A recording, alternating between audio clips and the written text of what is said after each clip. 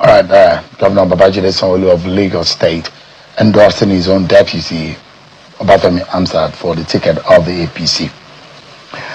Well, we begin tonight on Politics Today as we turn the spotlight on a controversy that sits at the intersection of power, wealth, and accountability.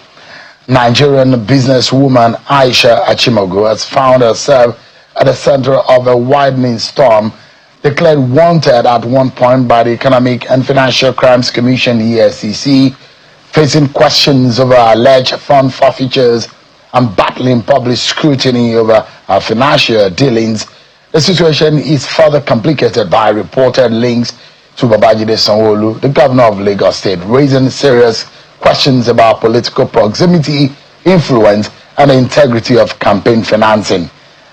Yet, even amid the controversy, a high-profile 50th birthday celebration has only intensified public debate about optics, privilege, and accountability. Well, the issues of financing of 2023 presidential election and campaign also were brought into the fray when Aisha Achimugu's name was being called. Tonight, she joins us to respond directly to the allegations, clarifying our position and answering the critical questions many Nigerians are asking. And this is our conversation with Ms. Aisha Achimugu. Let me begin with what is being perhaps the weightiest of all of these allegations, the confiscation and forfeiture of 13 million US dollars by the EFCC. Tell us about this money. How did you have as much as 13 million US dollars in your home? The EFCC raided your home and they said they've got 13 million US dollars. You have refused and failed to go and defend that money, and that money sits with government right now. I want to say I'm glad that I came here. I've had several invitations to come speak about who Aisha is and that this network stands in what I believe in. First, I won't go so much into the detail of $30 million. As you know, it's in a matter in court. It will be prejudice for me to talk about what's already in court, and I still believe strongly in our judiciary system in Nigeria. So I know that the right decisions were made at the due time. But let me also correct an impression that $30 million was not found in my house when my house was raided. And let me also correct that what is published on the website of EFCC is set in state. So I want to believe that it's not Lagos State because the state was not clearly. So it's what is out there. So I won't also, entertain that it said it's Lagos State because that hasn't been thrown at me. My house was raided, yes, but only $50,000 and 30 million naira belonged to my mom was found in my house, and then again my personal belonging. I don't know where Nigeria got the impression that I had $30 million in my house. I'm not a bank, so I won't keep $30 million in my house. So I have kids who go to school abroad, so it's important that you have those currencies kept away for emergencies. That's why I had, that money at home. There were two bid processes that went. The deep offshore bid round that happened between 2022 and 2023, and there's another mini bid round that also happened between 2023 and 2024. So we participated in this process. Like we are operating oil and gas company because we have other assets that we're dealing with, and because I'm very audacious and ambitious, and then I have the team to put to it. We went through that process, and by the grace of God, we won the process. And very transparently, it was a public process. It wasn't selective. So you won the bid for an oil block? Correct. So you own an oil block? My company, not me. Ocean Gate? Correct. Won an oil block bid? Correct. Is that what you paid the money for? Or like I said again, Shewa, I will not deal with that because it's in court. So that money was not found physically in your house? No, not at all. But was found in your account? I'm not going to deal with that. It's in court. How many oil blocks do you own? I said we participated in two bid process. So that makes it two. So there was a bid process so the deep offshore and the mini bid round. So we participated in two oil processes, and we're lucky to have won the two processes as well. So that money that is being forfeited, found in your bank account, this is the money coming from which state? If you say that this is not from Lagos. Sure, I repeat again that I'm not going to address the matter that is in court. become prejudice to law. So we wait for the law to take its course. When after the process, I'll come back and give it clear. Give us an understanding. All of a sudden, you just became so wealthy. You just own an oil block. Because all of a sudden, Aisha Achimugu just came on the radar. You just own an oil block. It's not a game and a business for people who just started business yesterday. Where did you get your money from? I stand to be corrected, but with the oil industry, so you can actually start up a company and bid a process. It's about a teamwork. It's about the process. It's about being intentional. It's about having a technical team to, you can have a vision to build things together. You don't have to be in business for 10 years, because you can have a bunch of, retired IOCs, business owners that in that industry and decide to put their son together. So with oil and gas, your length of work in the oil gives you experience. It's calculated as experience into that company. So we translate those. And by the grace of God, I've got those personnel within my organization. Who helped you to win the oil block? Who did you know? I didn't know anyone. It was a public bidding. We didn't know anyone. So it was a transparent process? Very, very. Where did it happen? In Nigeria. In Abuja? Abuja and Lagos. The commercial was done in Lagos. Open to everyone. So it was a transparent, not like you have a godfather who helped you to do it? No, God is my godfather. Is there those who think maybe that it was a Lagos governor that helped you, Babajide Sanwo-Olu? Does he work in Oshenge? Is he your friend? Who said so? I'm asking. Is he your friend? Because we saw the video of you and him at your birthday celebration outside of the country. So they had perception that you and Governor Sanwo-Olu are friends, and maybe he was the one who helped you. So, let me first start with my background. So I've always had access to power and governance. No Nigerian, so I have friends and I've done well. So I've not done anything that will make anyone to stay away from me. If I'm in a shows where they are and it's okay, just having something and they pop in to be there, celebrate with me, and it's not a rare character or something new. And when I had my 40th birthday, I had my governor friends there, and I don't think it was such a big problem. So your 40th birthday was in like manner? Oh, more than that. Oh, it was more lavish than the 50th birthday? Yes, it was. Yes, it was. So it wasn't because you have a personal relationship with Sanwo-Olu? Not at all. From the day that I turned 40, I started to plan for my 50th birthday.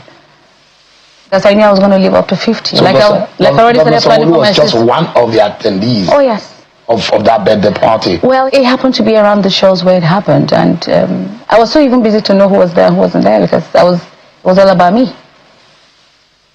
So you don't have no string attached? You're just a friend with Sanwo-Olu? Sure, I'm an entrepreneur. I'm a business owner. And I'm a business developer. Having to know those who would increase my portfolio becomes very important to me. So it's not about Governor Sanwo-Olu at all. So we're talking about if I know a governor of Lagos State, regardless if it's Sanwo-Olu or not, and another governor comes with my kind of business and my exposure, our paths would definitely cross. Because the reason why I'm asking this question is that there are a lot of links and there are a lot of people talking about this matter. And now that we have you right here in our studio, I'd like to ask you directly about those issues that have been raised. But one is of concern, and a lot of Nigerians are not really privy to, is who Aisha Achimugu is. What kind of business does she do? And I see that the name of one of your companies, Fela Concept Limited, resonates. Yes. And looking through and preparing for this interview, I know that Fela's name came up in a deep sea port contract. Correct. As far back as when Goodluck Jonathan was in office. In 2012. So you've been in business before then? Decades before then. I started business in 2001. That's when you've been in business? Correct. Is this a wealth from your late husband? Not at all. So. My background. You're from a wealthy home? By the grace of God, a decent family. Your late husband was the MD of PPMC. PPMC. Mm-hmm. Is that how you got into oil and gas? Not at all, because I met him in the course of work. I actually met him, doing business in NNPC. So you've been in the oil and gas business before you married your husband? Very correct. So where would we say this money that you have? You're a woman of means, isn't it? Very. You have a lot of money. I'm comfortable. I don't have a lot of money. But I work. I'm not working to have a lot of money. I'm working to make impact and sustainability. I'm working for purpose. So your money is not from your friends, like one of your friends like Sanwo-Olu? Not at all. Not at all. You've had money before you knew him? Very. I'm very rich. By the grace of God. So maybe that's the source of your $13 million that was being forfeited, right? Sure, why are we going back to the $13 million? Because that is the meat of the matter. Let's wait for the court process to finish. I'm sure the judiciary know exactly what to do. You were declared wanted. You felt like you were a fugitive to law. You were, and then after some time, you came into the country and they said they were looking for you. And it's as though you've been tagged as a criminal. Unfortunately, to the little people, some people who genuinely have sympathy knows that I'm not a criminal. And again, I don't want to sit here to blame any authority, because they probably did what they did in their right. And I also did some security consultations on what could have led to it. I was invited officially for some invitation to come to the commission, and I was in the country when I got that invitation. And my lawyers actually wrote to say I wasn't absent, and I'll be back at the end of the month. Let me now say to you how the commission was right, okay? Well, whatever, because I'd done extensive consultation on what they did. And so I came into the country after the letter has been written to them that I'll be back at the end of the month. I had an emergency to come in for 2 days, and I went back. So I think that that triggered, the assumption that I was ignoring the invitation. Me coming into the country and going back. But I was thinking in my head, being not an investigator or a security personnel, to say that my request date would stand and I would show up. So I want to say that's what brought all the drama, that I didn't turn up for the invitation. Because what the EFCC and the court says that the applicant failed to discharge the burden of proving legitimate ownership of the funds or counter the EFCC's position that the money was process of fraud. Who said? That's what the EFCC said, according to what came out of the court. Why are you unable to prove that money is not a process of fraud? Again, Cheryl, after the court process, I would come here to explain all that. Your company claimed that $13 million constituted gift received by Ocean Gate through your personal self coming from you, and that you did not appear before the court to justify why the funds should be forfeited. I will only address me as a person, not appearing in court. Like I said, the order does not require me to appear in court, but my lawyers are meant to come and defend, whatever it is. I wasn't meant to appear physically in court, because it was not a trial for me. It was an order. You said that those money came directly from you as gifts into Ocean Gate. So again, the matter is in court. We would address it after the entire legal process. The judge also said that Ocean Gate did not demonstrate any business activity that could have generated that sum of money, nor did it provide evidence of payments from customers. So this money came from your own personal account to Ocean Gate, is that right? So I'm not going to address $13 million sitting here because it's in court. But did the money come from you to Ocean Gate? I will not address it. Is that a legitimate fund, actually? I will not address it, but it's legitimate. And it's not a process of fraud? Not that I know of. Or you cannot say? Not that I know of. Did you at some point try to fund any campaign? I'm not a politician. I only fund charity organizations. So you own a charity organization? Yes, that's the only way I put my money. And please confirm to me if this is correct. Your company owns a deep offshore PPL 302 and shallow water PPL 3007. Is that right? We won those. And you still own them? We won those. Do you still have them? We won them. So I looked at the timeline. Yeah. The set payment that was made, the $13 million US dollars, at a certain 28th of is in March of February now, and you were declared wanted on that same day, and your house was raided on that same day. Is that right? Probably was coincidence. So you paid the money on that day, you were declared wanted on that day, and your house was raided on that day. Maybe coincidence. Everything had to happen together. 28th of March becomes a very special day for my family. What happened that day? Is that a special day? What happened at the raid? Can you tell us? What was the experience? I don't want to think about it. I don't want to talk about it. We'll take a break, everyone, but when we return, more questions from Ms. Aisha Achimugu about these controversies and more.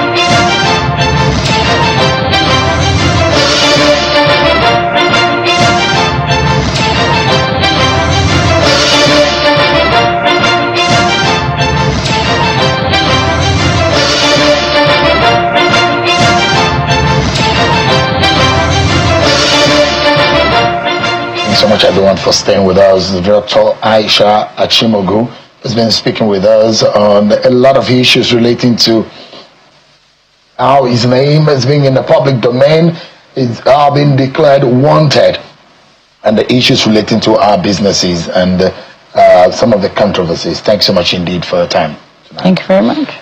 Give us an idea about campaign financing controversy also, which came up shortly after your 50th birthday and the 2023 elections. What exactly is that linkage? I'm not aware. You're not aware? There's some funds linked to you going to some politician? I'm not aware. You don't fund up politicians? I'm not a politician, and we don't have any in my family. There are insinuations that funds tied to political campaigns may have been diverted or mismanaged. Can you categorically deny or confirm any involvement in campaign financing irregularities? Who said? There's a story out there. So I'm very sure that you must have. Then it's not authentic. Your name is being in the public domain for quite a while now. Because they like a lot of things are happening. Because they like my pretty face. At the time you were under public scrutiny, you held a high-profile 50th birthday celebration. Do you understand why many Nigerians see that as a tone deaf or even provocative? My background has not allowed me not to be insensitive, to needs. It's my background that led me to focusing my life on charity. So some genuine Nigerians felt we're hungry. Why are you celebrating? Why are you lavishing? Why are you a spend freak, and all that. And again, it's probably out of what they don't know. Let me give a little background of my personality. So you know how there are people who they say they're born special. So half of the things that I do in life, I really don't have to pay for it because I've invested in human capital. I've invested in relationships. Okay? So if I said I want to go to the moon to spend a weekend, it's just a phone call away from somebody who said, Aisha, because you've been there for me, I'll get you to the moon.